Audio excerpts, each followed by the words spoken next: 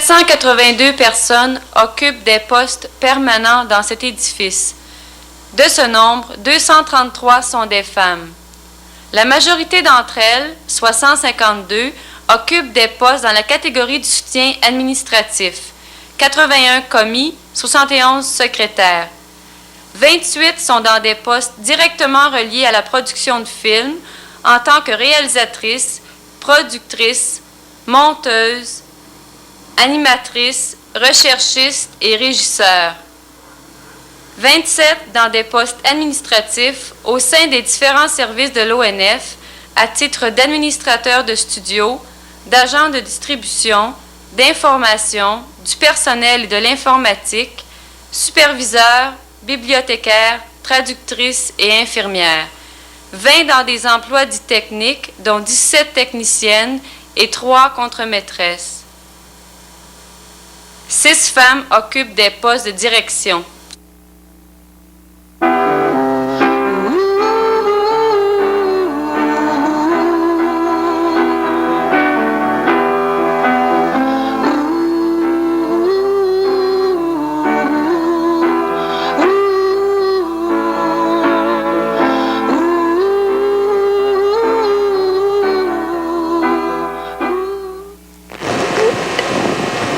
J'ai commencé à travailler à 16 ans dans un bureau.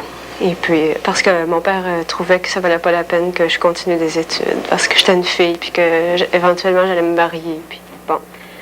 J'ai commencé à travailler quand les enfants ont commencé à tous aller à l'école. Je trouvais ça plate d'être toujours à la maison toute la journée tout seul. Il y avait le mari qui partait le matin, puis les enfants, il y en avait une couple qui venait manger, puis finalement, tu sais, je regardais tout ce qui se passait, puis je me sentais vraiment, tu sais, en dehors de tout ce qui arrivait, tu sais. J'avais pas assez de contact avec l'extérieur. Lire les journaux, s'intéresser à ce qui se passe en dehors de la maison, pas toujours s'enfermer puis dire c'est juste les enfants puis elles-mêmes. C'est pas assez, ça. On permet plus d'être parmi les jeunes, puis faire plus partie de la société, voir qu'est-ce qui se passe dans le monde. C'est possible aussi, si tu restes à la maison, si tu es bien organisé, tu sais, de pouvoir le faire. Mais il me semble que c'est plus limité quand même. La raison pour laquelle je travaille, bien, personnellement, c'est par nécessité. Parce que moi, je trouve que j'ai l'impression que la plupart des femmes qui travaillent mariées, avec maison, travaillent par nécessité. Je pense que c'est un peu la destinée de tout le monde de travailler parce que si on avait le choix, je pense que je pourrais occuper mes journées bien gros parce que j'ai bien les intérêts ailleurs. Gagner le pain tous les jours. Puis parce qu'à part ça, je pense que j'aime ça rencontrer des gens, puis j'aime ça apprendre. Et puis, en travaillant, c'est là, pour moi, où je peux satisfaire ce besoin-là. C'est un défi pour moi, venir travailler, puis essayer d'arriver à faire ce que j'aime faire surtout. Ça fait 4 ans que je travaille ici. Depuis 4 ans, ça fait 3 fois que je change de travail. Alors, j'espère toujours de monter. Maintenant que je suis prise dans l'engrenage, mettons, de travailler, je ne vais pas rester à la même place tout le temps. Je vais essayer de faire mon chemin, c'est évident. Puis je ne le ferai pas ailleurs non plus parce que, comme je disais tantôt, les autres milieux de travail ne m'intéressent pas du tout. Je suis trop bien, moi. Tu sais, je veux dire, j'ai pas de problème. J'ai un bon patron. Disons, tous ceux qui sont en dessous de mon patron, là, les directeurs, les producteurs, puis tout, sont vraiment corrects avec moi. Fait que je vois aucun problème. Les filles qui travaillent avec moi, les traductrices, celles qui font de la tapette, je m'entends trop bien avec tout le monde. Je vois pas pourquoi je me casserais la tête à l'ailleurs. Pour pouvoir trouver quelque chose là, que j'aimerais plus, avec plus de responsabilité, je sais pas, là. Parce que le mien a déjà beaucoup de responsabilités. C'est juste que le poste n'est pas, disons, évalué à sa valeur. Alors, je ne vis pas que pour avancer. Je vis surtout pour faire ce que j'aime. Du fait que je suis libre aussi, je pense que je me sens plus le goût de foncer. Je crois que sans indépendance économique, il n'y a pas vraiment d'autonomie. Alors, ça fait partie aussi, ça, de l'avancement dans une carrière. Et plus une femme est autonome, plus elle peut prétendre à assumer sa liberté. Parce que c'est souvent facile de parler de liberté, c'est toujours plus difficile de l'assumer.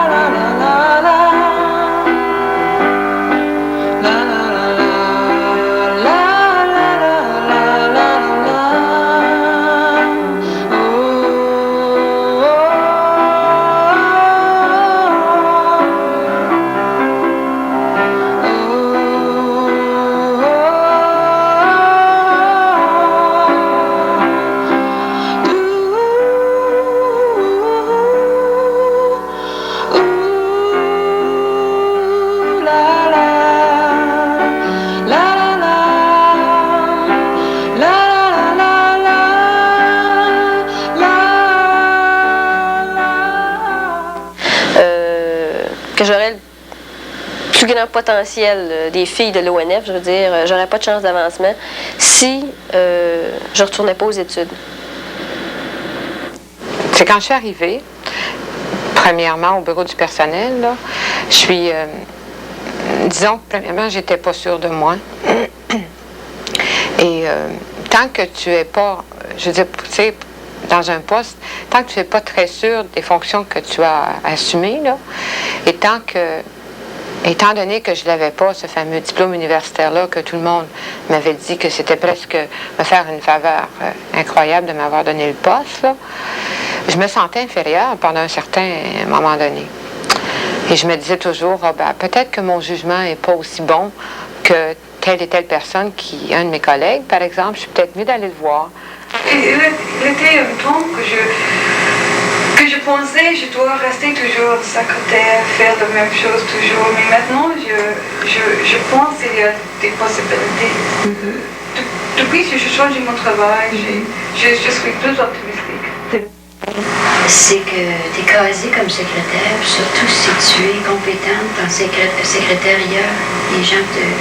Les patrons te veulent en tant que secrétaire et non en tant que commis ou quoi que ce soit d'autre. J'ai l'impression que ça dépend beaucoup des départements. Il y a certains départements où les chances d'avancement, un coup, tu es peut-être rendu là, un grade 3 ou 4, au point de vue commis, c'est très, très limité. Disons, je prends par exemple le département de la comptabilité où il y a peut-être, je sais pas moi, 10 personnes qui sont grade 3 et ils sont peut-être gelés là pour X temps, là, tu sais. Puis, disons, je prends là parce que j'ai été là plusieurs années, alors je vois les possibilités qui sont limitées. Je me suis aperçue par la suite que je suis restée là trop longtemps. Alors, à un moment donné, ce qui a fait que quand j'ai postulé la première fois pour un autre emploi, on m'a dit, mais comment se fait-il que tu es resté toutes ces années-là dans le laboratoire, que tu n'as pas essayé d'en sortir avant? Alors, je regrette aujourd'hui de peut-être pas avoir fait le saut au bout de peut-être 3-4 ans, quand je suis arrivée à l'ONF. Puis comme milieu de travail, j'aime bien l'endroit, j'aime bien les gens, tout ça, mais par contre, je sais pas, je trouve qu'il y a un manque de communication flagrant entre les différents départements, les individus, puis tout le bazar. Enfin, moi, je crois qu'une femme qui veut avancer dans sa carrière professionnelle, elle doit mener une lutte, comme un homme. Avoir beaucoup d'ambition. Ça, c'est bien important. Puis de toujours se stimuler. De ne pas se laisser aller dans la facilité de tous les jours. Bien, ça se fait pas tout seul. Il a fallu que je démissionne de l'office, donc que je prenne un risque. Quand t'es pigiste, là, faut que tu te débrouilles toi-même, laisse-moi te dire. T'as personne qui s'occupe de toi pour te donner une promotion. C'est une guerre, puis c'est un combat tous les jours. À un moment donné, il faut que tu fasses toi-même, il faut que tu ailles voir quelqu'un, il faut que tu te vendes, il faut que tu sois capable de te vendre. C'est la seule façon quand t'es pigiste. Alors, disons, il y a la chance, peut-être aussi. Je pense que la chance, il compte pour beaucoup. Tu sais, qu'est-ce qui fait qu'un jour, à ce moment, tu Tu es en plein dans le coin où il se passe quelque chose, puis tu es là. Tu peux avoir des personnes beaucoup plus compétentes, souvent, qui sont ailleurs, mais qui ne sont pas au moment où on a besoin d'eux. Disons, j'ai eu la chance d'être au bon moment, au moment où il y avait quelque chose qui s'offrait. On ne tient pas toujours compte, justement, du potentiel des gens qui font application ou des gens qui travaillent même à l'ONF. Je pense qu'on essaie plutôt de savoir si elle est capable de remplir ses responsabilités dans le poste qu'on lui offre, si c'est capable de faire de la dactylo, de la sténo, ben, de la comptabilité, tout ce qu'il y aura à faire. Là. Mais on voit pas vraiment plus loin si la personne est capable de faire beaucoup plus. Les gens, je pense qu'ils ne sont pas intéressés tellement à savoir ça. Ils sont intéressés à boucher un trou. Moi, je suis pas d'accord du tout pour nommer des femmes à des postes juste parce que c'est des femmes. Parce que là, ça peut nous faire plus de tort que de bien. Il faut nommer des gens compétents. Mais il faut qu'on considère les femmes, il faut qu'on considère toute l'expérience que la femme a eue là, dans son développement personnel. Et il faut qu'on regarde aussi s'il y a eu certaines barrières qui l'ont empêché de progresser. Parce que des fois, ça arrive que des gens ont des aptitudes et on les empêche de progresser. Et à ce moment-là, il faudrait essayer d'ouvrir des portes. Donc, ils n'ont aucun critère sur lesquels se baser pour diriger les gens ou canaliser les énergies. Je veux dire par là, ils ne sont pas capables d'analyser le potentiel chez les individus. Ça veut dire que si tu n'es pas capable de vraiment te vendre, puis si tu n'as pas les bons contacts, ben, forget about it. Les responsabilités additionnelles, on les a d'habitude parce qu'on a indiqué un intérêt, puis parce qu'on a réussi à faire un bon travail.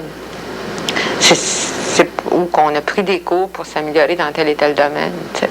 Il y en a des fois des gens qui font des demandes pour des postes, ils peuvent le faire 10 fois ou 20 fois, puis dans leur poste où elles sont, là, ils font pas d'efforts. Il y a un poste qui est très...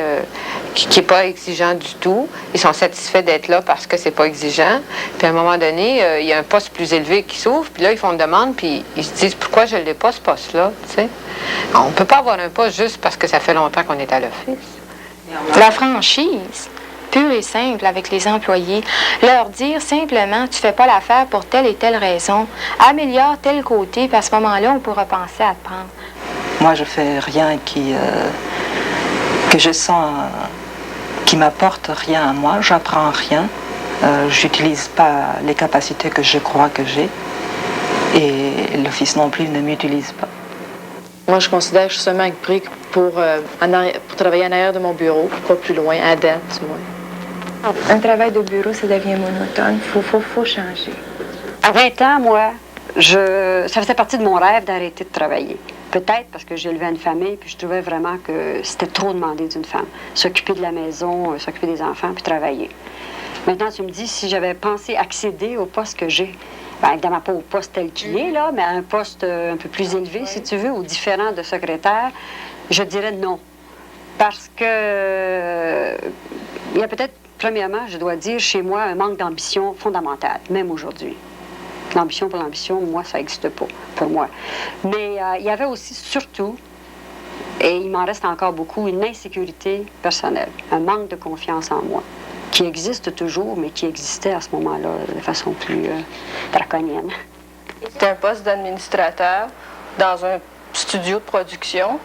Et puis, ça fait bientôt 1 an. Ça va faire 1 an au mois de novembre que je vais occuper le poste. Puis, je suis bien satisfaite.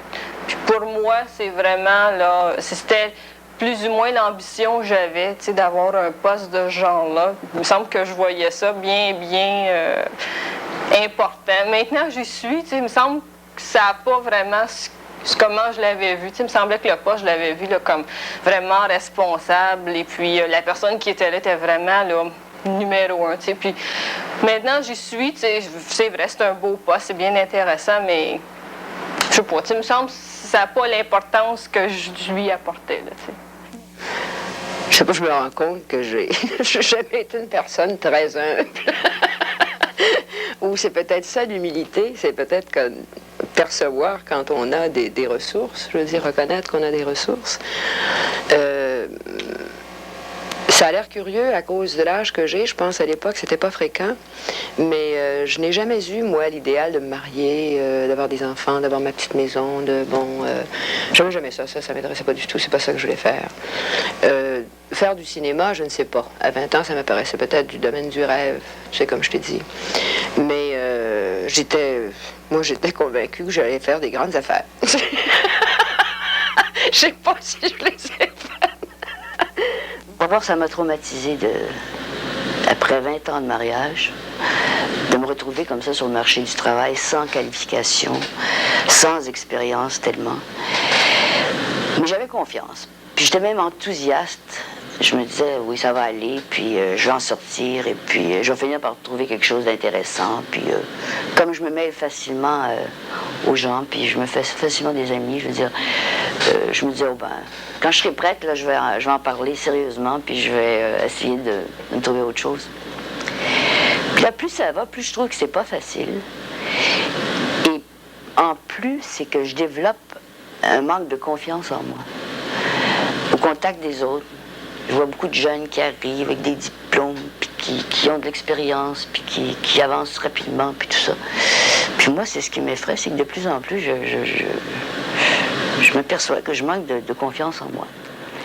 Une question de chance qui m'a facilité le départ dans la réalisation. Et ensuite, il a fallu sûrement que je me batte très fort et plus fort que les autres. Je veux dire, bon, c'est dur pour tout le monde d'avoir à faire ce métier-là, je suis bien d'accord.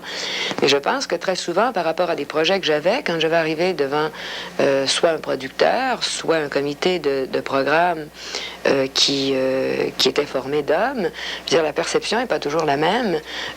J'ai longtemps cru que c'était moi qui n'étais pas correct. Tu sais, puis je me disais, bon, je dois pas l'avoir, et puis je me trompe.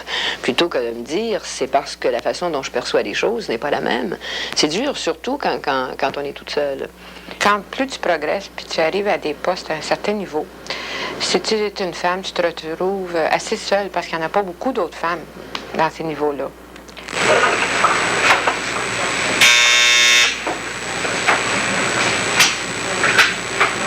C'est les formations?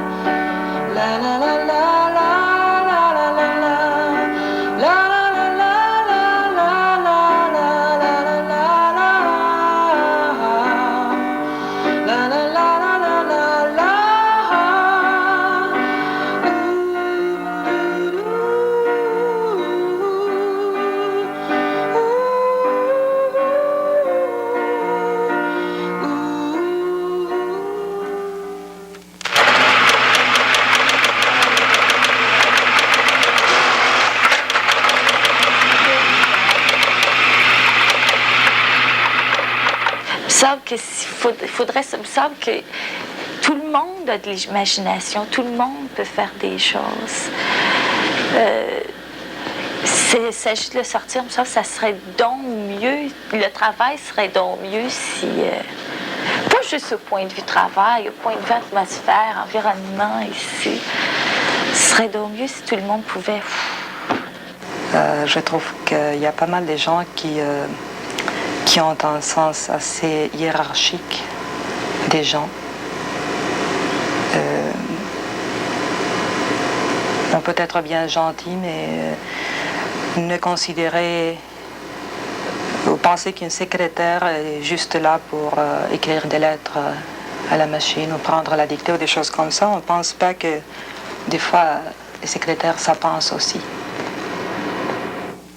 Ça, je pense que c'est assez typiquement féminin. Je veux dire, on a beaucoup moins le sens de la hiérarchie. Tu sais, je travaille avec les gens dans le studio. Pour moi, je suis pas au-dessus. Tu sais, j'ai une responsabilité qui entraîne, de toute évidence, une forme d'autorité, une forme de pouvoir. Bon, mais je pense que le pouvoir n'est là que pour permettre de remplir la responsabilité. Je fonctionne en équipe avec mon personnel, je pense. Peut-être parce que je suis une femme superviseure, justement, et parce que je connais les problèmes et j'ai vu ce qu'il a fallu faire depuis, disons, le début de ma carrière. La grande vigilance qu'il faut avoir, c'est, sous prétexte qu'on découvre l'autre côté, c'est de ne pas oublier le côté qu'on connaissait. Parce que les deux côtés sont bien importants. J'aime mieux travailler pour les hommes que pour les femmes. Les femmes, c'est trop compliqué. Non. Tu accepterais de travailler pour une femme? Non, jamais. Tu n'accepterais jamais de travailler pour Ça une m'a femme? été demandé par 2-3 femmes ici. Puis, premièrement, je trouve que dans toutes les femmes, il existe plus de jalousie que parmi les hommes. Il y a un esprit de compétition entre les deux femmes. Ça ne marcherait pas. Ils ne sont pas habitués. Pourquoi il y a tant de compétition? Tu sais, on dit des fois avec des femmes, il y a beaucoup d'envie, puis il n'y a plus de jalousie parmi des femmes. Mais c'est parce qu'ils ne sont pas habitués d'être en compétition avec d'autres. C'est pas mauvais d'être en compétition avec un autre. C'est normal de ne pas être d'accord avec une autre personne. Tu sais? Puis de dire, ben, je vais tenir mon point de vue. D'avoir mauvais caractère, c'est de savoir ce qu'on veut sur une production, tu sais.